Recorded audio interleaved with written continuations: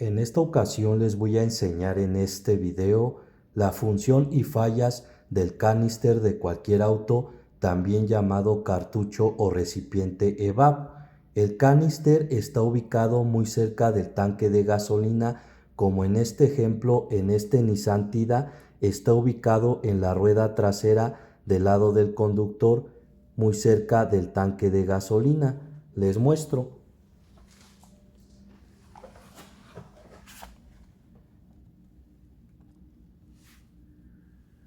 Este es el cartucho EVAP, también llamado recipiente o canister, y en otros autos está ubicado en el motor o en la salpicadera delantera.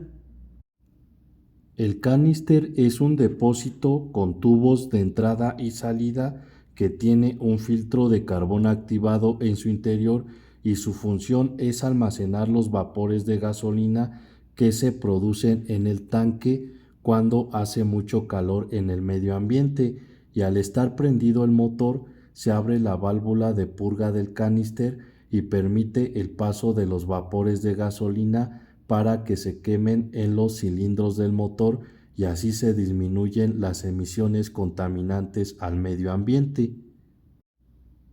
Esta es la manguera de purga de los vapores de gasolina que van hacia el múltiple de admisión del motor.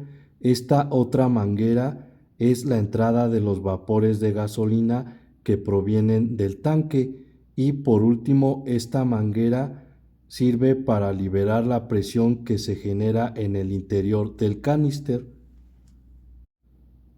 Cuando el canister ya está dañado, se van a presentar las siguientes fallas en el auto. No se puede agregar gasolina al tanque porque bota la pistola, el motor se ahoga y tarda en arrancar, aumento del consumo de gasolina, olor fuerte a gasolina en el interior y exterior del auto, aumento de emisiones contaminantes al medio ambiente, y se prende el testigo del check de color amarillo que está en el tablero de instrumentos, y al escanear aparece el código de avería P0444. Las soluciones a las fallas del canister son las siguientes. Se puede limpiar el canister con Carbuclean para destaparlo, o se debe cambiar por uno nuevo porque tiene un golpe o ya está roto.